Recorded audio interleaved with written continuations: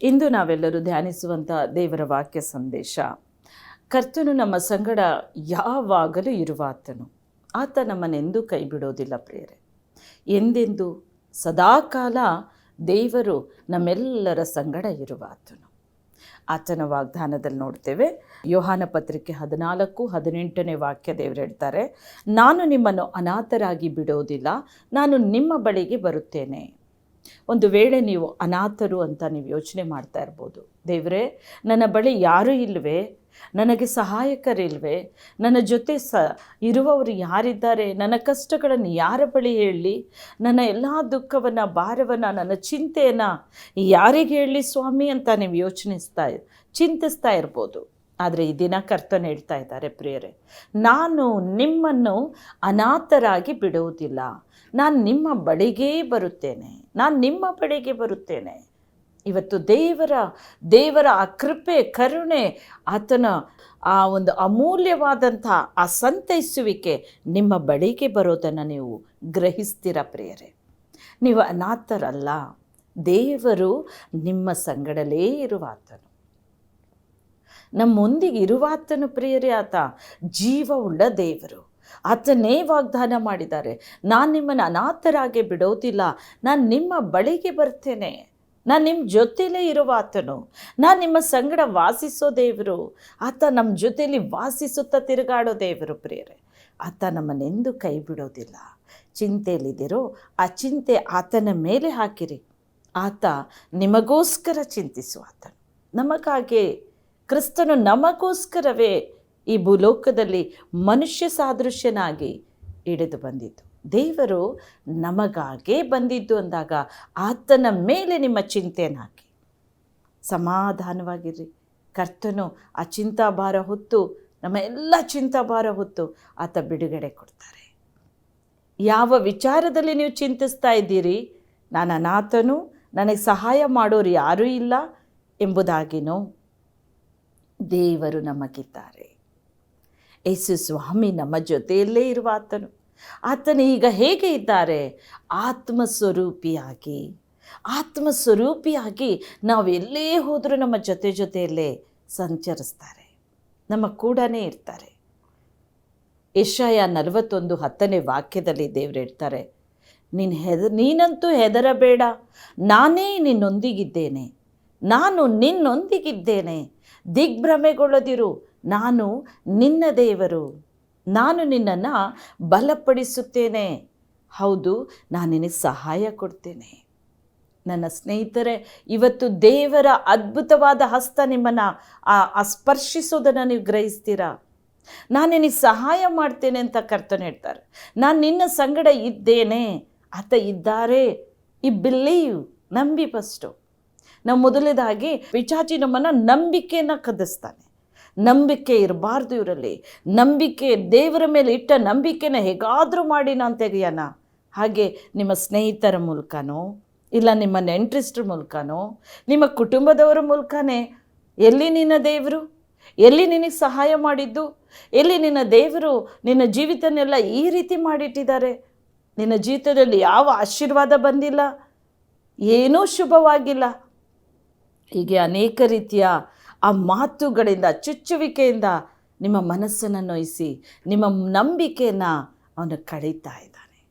ಆಗ ನೀವು ಕೂಡ ಕ್ಷಣ ಮಾತ್ರದಲ್ಲಿ ಕ್ರಿಸ್ತನನ್ನು ಮರೆತು, ದೇವರನ್ನು ಮರೆತು ನಿಮ್ಮ ಆಲೋಚನೆಯಲ್ಲಿ ಹೇಳ್ಕೊತೀರಿ, ಅಯ್ಯೋ ನನಗೆ ದೇವರು ಸಹಾಯ ಮಾಡ್ತಾರೋ ಇಲ್ವೋ, ಈ ಕಾರ್ಯದಲ್ಲಿ ಕೈ ಹಚ್ಚಿದ್ದೇನೆ, ಈ ಒಂದು ಕೆಲಸ ಆಗುತ್ತೋ ಇಲ್ವೋ, ಈ ಒಂದು ಕೆಲಸ ಪೂರ್ಣವಾಗುತ್ತೋ ಇಲ್ವೋ, ನನಗೊಂದು ಉತ್ತಮವಾದ ಕೆಲಸ ಸಿಗುತ್ತೋ ಇಲ್ವೋ, ನಾನು ಮನೆ ಕಟ್ಟೋ ಕೆಲಸ ಪೂರ್ಣ ಮಾಡ್ತೀನೋ ಇಲ್ವೋ, ನನಗೊಂದು ಆಶೀರ್ವಾದದ ಮಗು ದೇವರು ಕೊಡ್ತಾರೋ ಇಲ್ವೋ.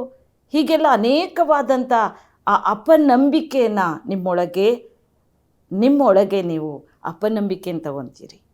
ಕರ್ತನು ಹೇಳ್ತಾರೆ, ನನ್ನ ವಿಷಯದಲ್ಲಿ ಸಂಶಯ ಪಡದವನು ಧನ್ಯನು. ದೇವರ ವಿಷಯದಲ್ಲಿ ಸಂಶಯ ಪಡಬೇಡ್ರಿ, ಇಂದು ನಂಬಿಕೆ ಇಡ್ರಿ. ನೀವು ನಂಬಿದರೆ ದೇವರು ದೊಡ್ಡ ದೊಡ್ಡ ಅದ್ಭುತ ಕಾರ್ಯ ಮಾಡ್ತಾರೆ.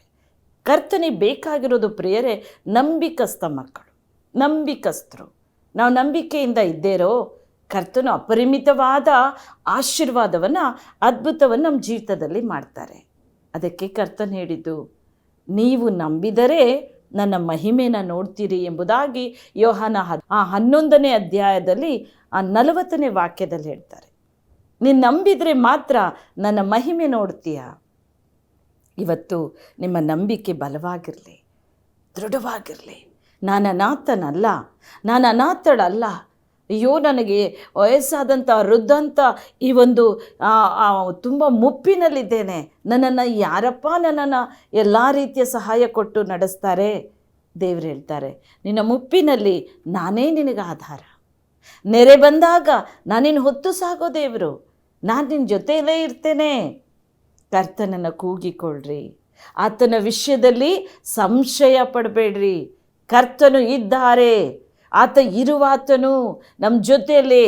ನಮ್ಮನ್ನೆಂದೂ ಅನಾಥರಾಗಿ ಆತ ಬಿಡೋ ದೇವರಲ್ಲ, ಎಂದೆಂದೂ ಕೂಡ ಆತ ನಮ್ಮ ಜೊತೆಯಲ್ಲೇ ಇರುವಾತನು. ನಮಗೆ ಬೇಕಾದ ಸಹಾಯವನ್ನು ಕೊಡ್ತಾರೆ ಮತ್ತು ನಮಗೆ ಧೈರ್ಯವನ್ನು ತುಂಬುತ್ತಾರೆ. ನಮಗೆ ಬೇಕಾದ ಧರ್ಮದ ಆತನ ಬಲಗೈಯನ್ನು ಆಧಾರ ಮಾಡಿ ಇಡ್ತಾರೆ ಯಾವಾಗಲೂ.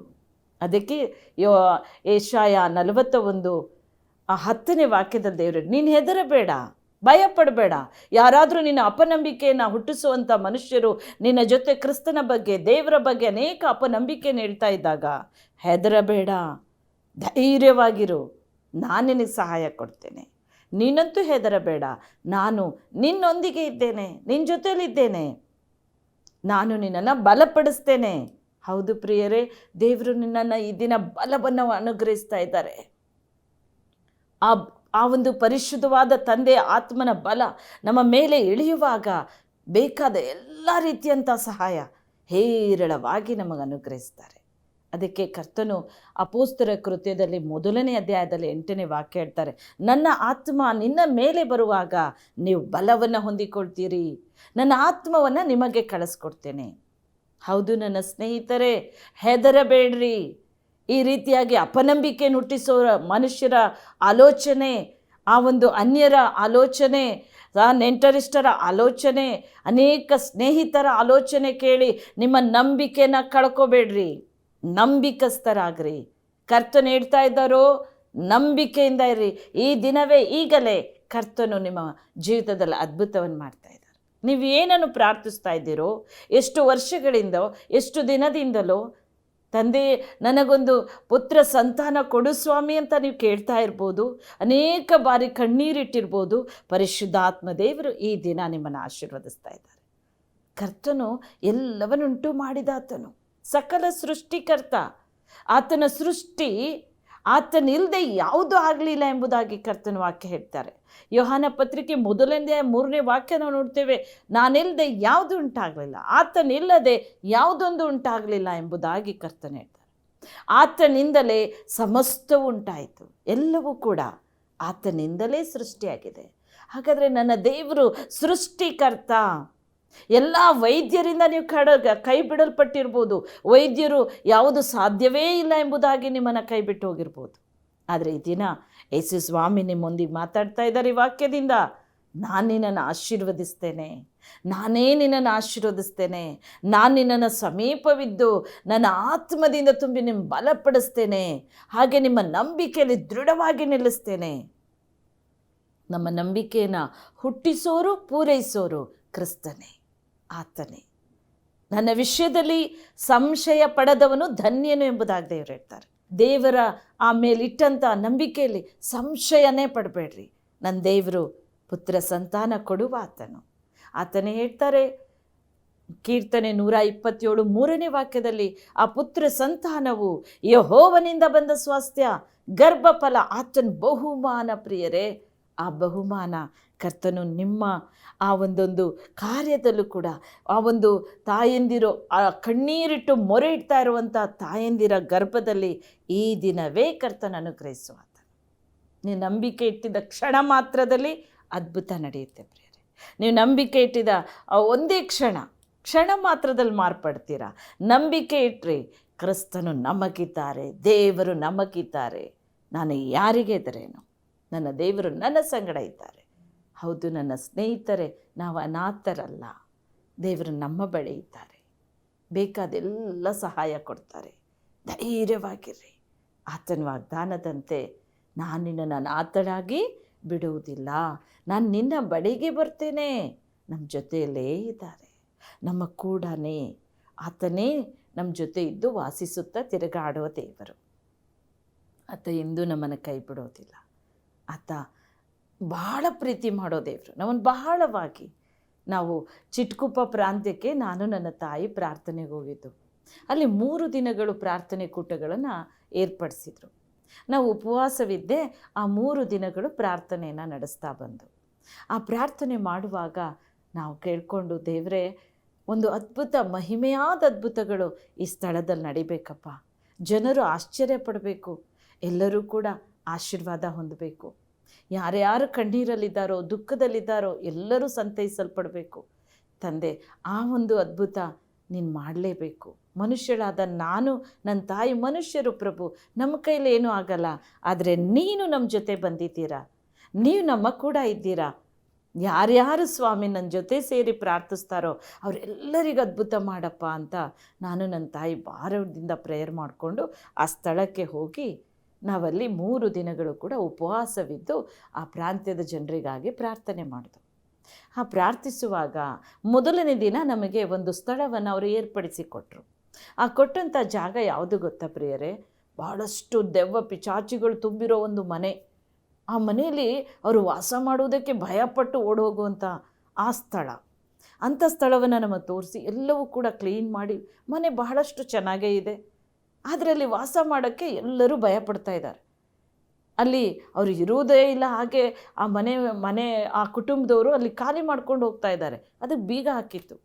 ಅದನ್ನು ಓಪನ್ ಮಾಡಿ ಕ್ಲೀನ್ ಮಾಡಿ ನನಗೂ ನನ್ನ ತಾಯಿಗೆ ಹೇಳಿದರು, ಈ ಮನೆಯಲ್ಲಿ ನೀವು ಪ್ರಾರ್ಥನೆಯಲ್ಲಿ ಬಂದಿದ್ದಂಥ, ನೀವು ಪ್ರಾರ್ಥನೆ ದಿನ 3 ದಿನ ಕೂಟಗಳು ನಡೆಸುವವರೆಗೂ ಇಲ್ಲೇ ನೀವು ಸ್ಟೇ ಮಾಡಬೇಕು. ಹಾಗೆ ನಾವು ಅಲ್ಲಿ ಹೋದು ಅವರೆಲ್ಲ ಕ್ಲೀನ್ ಮಾಡಿ ಎಲ್ಲ ವ್ಯವಸ್ಥೆ ಇತ್ತು. ನಮಗೆ ಅದು ಯಾವುದೂ ಚಿಂತೆ ಇಲ್ಲ. ನಾವು ಬಂದಿರೋದು ದೇವರ ಸೇವೆಗೆ.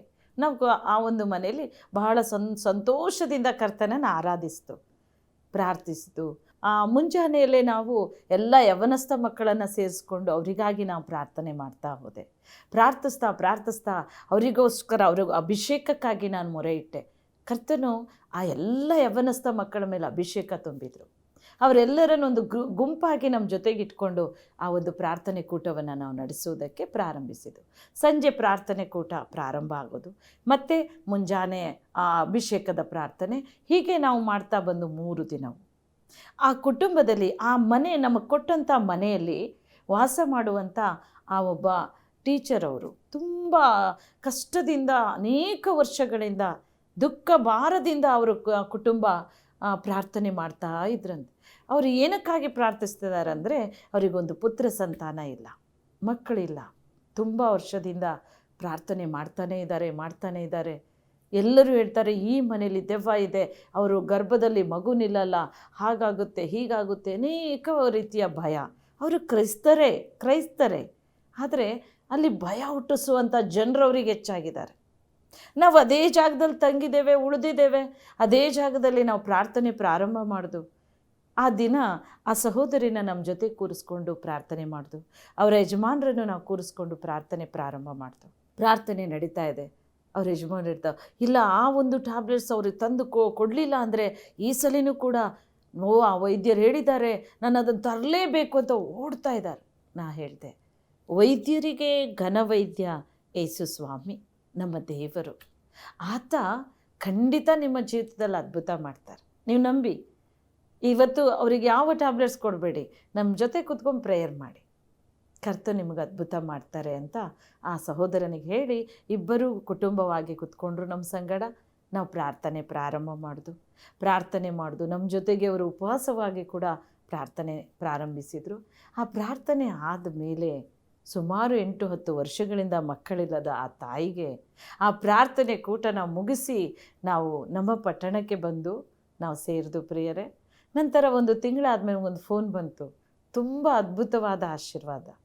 ಆ ಸಹೋದರನಿಗೆ ಕಣ್ಣೀರಿಟ್ಟು ದುಃಖ ಭಾರದಿಂದ ಕೂಗಿ ಫೋನಲ್ಲಿ ಮಾತಾಡ್ತಾ ಇದ್ದಾರೆ, ಸಿಸ್ಟರ್, ನಾನು ನಮ್ಮ ಡಾಕ್ಟರ್ ಹೇಳಿದರು, ನನಗೆ ದೇವರು ನನ್ನ ಗರ್ಭದಲ್ಲಿ ಅದ್ಭುತವಾದ ಒಂದು ಮಗು ಕೊಟ್ಟಿದ್ದಾರೆ ಎಂಬುದಾಗಿ.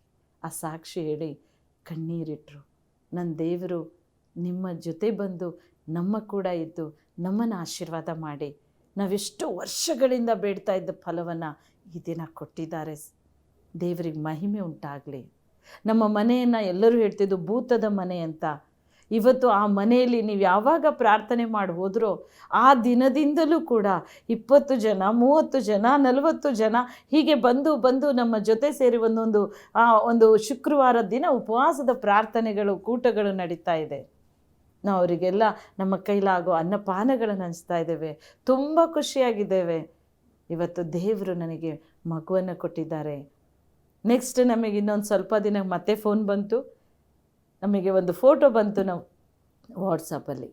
ಆ ಫೋಟೋ ಹುಟ್ಟಿದಂಥ ಆ ಮುದ್ದಾದ ಮಗು, ಆ ತಾಯಿ ತಂದೆ. ಪ್ರಿಯರೇ, ಇದೊಂದು ಅದ್ಭುತವಾದ ಸಾಕ್ಷಿ ನೋಡಿ.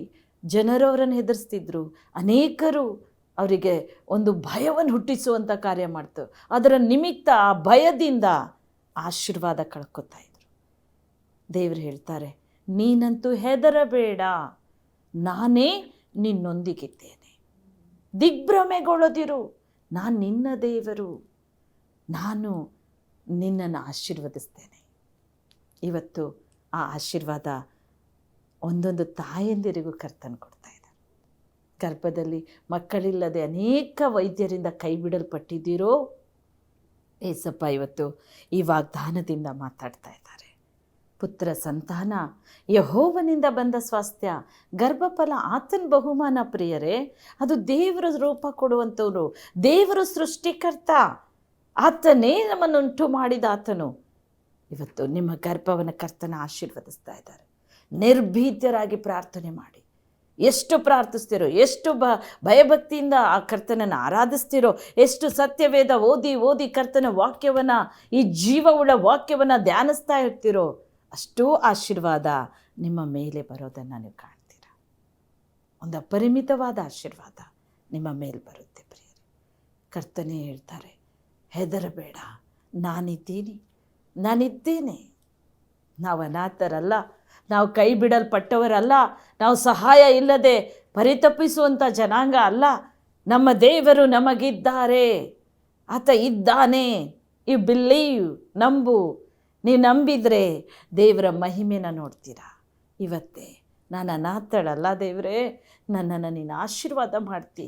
ನನ್ನ ಚಿಂತೆ ಎಲ್ಲ ನಿನ್ನ ಮೇಲೆ ಹಾಕಿದ್ದೇನೆ. ನಾನು ಆಶೀರ್ವಾದ ಪಡೆದಂಥ ಅಮೂಲ್ಯವಾದ ನಿನ್ನ ಮಗಳು, ನಿನ್ನ ಮಗನು ನನಗೆ ಕೆಲಸ ಇಲ್ಲದೆ ಪರಿತಪಿಸ್ತಾ ಈ ದಿನವೇ ಕರ್ತನು ಆಶೀರ್ವದಿಸ್ತಾ ಇದ್ದಾರೆ. ಆಶೀರ್ವಾದದ ಬಾಗಿಲು ಕರ್ತನ್ ತೆರೀತಾ ಇದ್ದಾರೆ. ಪ್ರಿಯರೇ, ಧೈರ್ಯವಾಗಿರಿ. ಕರ್ತ ನಮ್ಮ ಸಂಗಡ ಇದ್ದಾರೆ. ಸಂಶಯ ಪಡದೆ ನಂಬ್ರಿ. ಏಸಪ್ಪ ನಿಮ್ಮ ಅದ್ಭುತವನ್ನು ಮಾಡೋ ದೇವರು, ಸಹಾಯ ಕೊಡೋ ದೇವರು. ಆತನ ಆತ್ಮ ನಮ್ಮ ಮೇಲೆ ಬರುವಾಗ ನಾವು ಬಲವನ್ನು ಹೊಂದಿಕೊಳ್ತೇವೆ. ಆ ಪರಿಶುದ್ಧ ಆತ್ಮನು ಅಪರಿಮಿತವಾದ ಸಹಾಯ ಹೊತ್ತು ತರ್ತಾರೆ. ಮುಂಜಾನೆಯಲ್ಲಿ ಹರ್ಷಧ್ವನಿಗೈದು ಕರ್ತನ ಸ್ತುತಿಸಿ ಹಾಡಿ ಕೊಂಡಾಡಿ ಪರಿಶುದ್ಧ ಆತ್ಮನ ಸಹಾಯ ಹೇರಳವಾಗಿ ನಮ್ಮ ಮೇಲೆ ಇಳಿಯೋದನ್ನು, ನಮ್ಮ ಮೇಲೆ ಬರೋದನ್ನು, ನಿಮ್ಮ ಕುಟುಂಬಕ್ಕೆ ಬರೋದನ್ನು, ಆ ದಿನವೇ ಆ ಮುಂಜಾನೆಯಲ್ಲೇ ಕರ್ತನು ನಿಮಗೆ ಸಹಾಯ ಕೊಡ್ತಾರೆ. ದೇವರನ್ನು ಸ್ತುತಿಸೋದನ್ನು ಮರಿಬೇಡ್ರಿ. ಆತನು ನಮ್ಮ ಸ್ತುತಿಗಳ ಮಧ್ಯದಲ್ಲಿ ವಾಸಿಸೋ ದೇವರು. ಇದೇನ ಪ್ರಾರ್ಥನೆಯಲ್ಲಿ ಬೇಡ್ಕೊಳ್ಳೋಣ. ಯಾವ ಚಿಂತೆ ನಿಮಗಿದೆ, ಯಾವ ರೀತಿಯಾದಂಥ ಅನಾಥ ಸ್ಥಿತಿ ಇದೆ, ಈ ಕರ್ತನು ಈ ದಿನ ಬದಲಾಯಿಸ್ತಾ ಇದ್ದಾರೆ. ನಿಮ್ಮ ಅನಾಥ ಸ್ಥಿತಿಯನ್ನು ಸಂಪೂರ್ಣ ಬದಲಾಯಿಸ್ತಾ ಇದ್ದಾರೆ. ದೇವರು ಹೇಳ್ತಾರೆ, ನಾನು ನಿನ್ನನ್ನು ಅನಾಥಳಾಗಿ ಬಿಡೋದಿಲ್ಲ, ನಾನು ನಿನ್ನ ಬಳಿಗೆ ಬರ್ತೇನೆ, ನಾನು ನಿನ್ನ ಆಶೀರ್ವಾದ ನಿಧಿಯಾಗಿ ಮಾಡ್ತೇನೆ.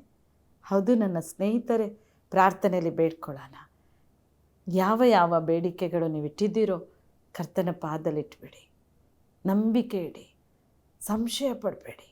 ಏಸಪ್ಪ ನಮಗೆ ಅದ್ಭುತ ಮಾಡ್ತಾ ಇದ್ದಾರೆ. ಯೇಸುವಿನ ಹೆಸರಲ್ಲಿ ಏನು ಬೇಡ್ತೀವೋ ಅದು ಸಿಗುತ್ತೆ. ಬೇಡ್ಕೊಳ್ಳೋಣ ಪ್ರಿಯರೇ.